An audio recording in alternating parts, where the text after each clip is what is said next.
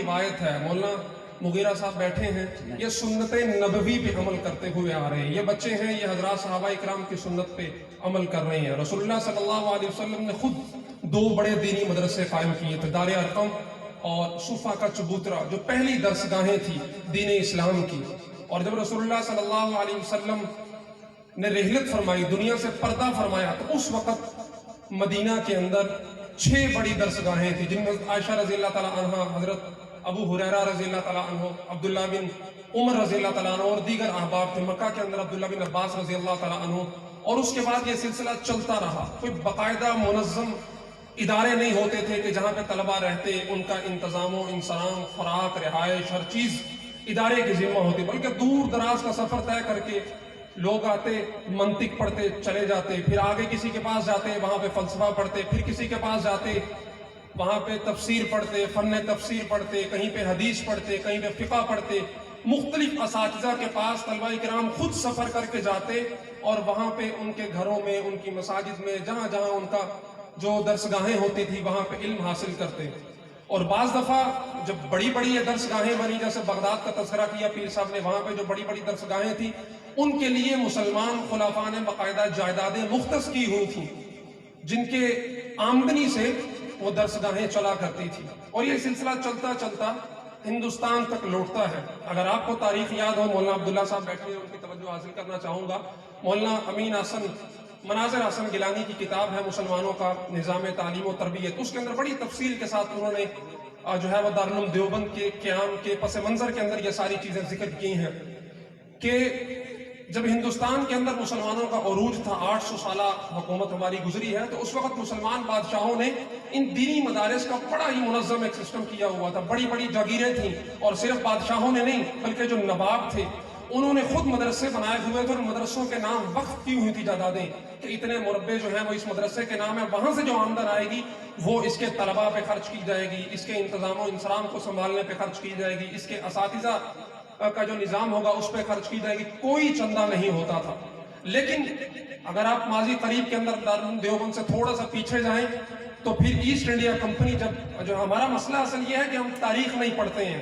ہمیں تاریخ کے ساتھ شد بدھ نہیں ہے، یا ہمیں دلچسپی نہیں ہے، ورنہ تاریخ بڑا دلچسپ موضوع ہے۔ اگر مستند مورخین کی تاریخ کو پڑھا جائے تو وہ آپ کو بتاتے ہیں کہ آپ کے یہ ادارے، یہ مدارس، یہ مسجدیں، یہ خانقاہیں، یہ تبلیغی جو وفود ہیں، یہ کتنے زیادہ ضروری ہیں۔ جب یہ نہیں تھے، یا اگر اس وقت یہ نہ ہوتے تو آپ کا حال احوال کیا ہوتا؟ تو خیر، جب ایسٹ انڈیا کمپنی آئی، وہ چونکہ عیسائی تھے، مغرب سارا عیسائیت سے بھرا ہوا ہے، تو ان کا پہلا طریقہ واردات یہی ہوتا تھا کہ وہ جہاں جاتے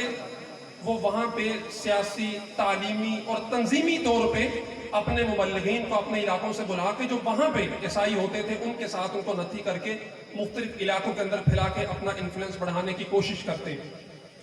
اگرچہ رسمی طور پہ حکمران ہمارے مسلمان بادشاہ تھے آخری بہادر شاہ ظفر، لیکن جب ان کا اثر و رسوخ بڑھ گیا تو 1830-35 تک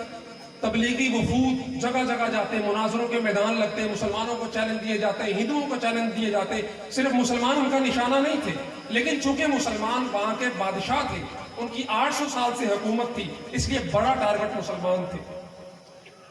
اور پھر اسی دور کے اندر 1835 میں غالباً لارڈ میکالے کا نام آپ لوگوں نے بڑا سنا ہوگا، لارڈ میکالے کا تعلیمی نظام، لارڈ میکالے کا تعلیمی نظام۔ 1835 کے اندر لارڈ میکالے برطانیہ کا وزیر تعلیم تھا، اس نے باقاعدہ تحریک سکول شروع کیے، اور اس کے اندر جو نظام تعلیم انہوں نے نافذ العمل کیا، اس کے بعد انہوں نے کہا کہ ہم ایسا نظام ان تعلیمی اداروں کے اندر رائج کر رہے ہیں کہ یہاں سے پڑھ کر نکلنے والے اگرچہ جسمانی طور پہ ہندوستانی ہوں گے، لیکن نسلاً وہ عیسائی اور انگریز ہوں گے۔ اور ان تعلیمی اداروں کا جال پورے ہندوستان کے اندر پھیلا دیا گیا۔ اور ایک انگریز پادری تھا، ڈاکٹر سی جے فینڈر، جرمن نژاد انگریز پادری تھا، وہ بھی اس دوران آیا۔ اس نے میزان الحق کے نام سے ایک فارسی کے اندر جو اس وقت ہندوستان کی تعلیمی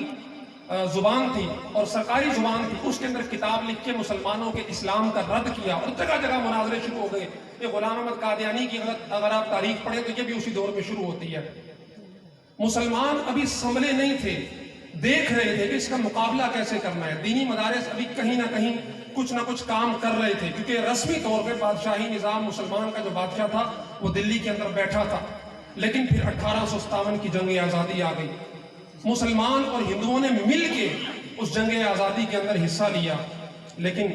بدقسمتی سے اس کے اندر ہمیں شکست ہوئی، جو ظاہری طور پہ اقتدار تھا مسلمانوں کا وہ بھی جاتا رہا۔ تو انگریزوں نے یہ اسیسمنٹ کر لی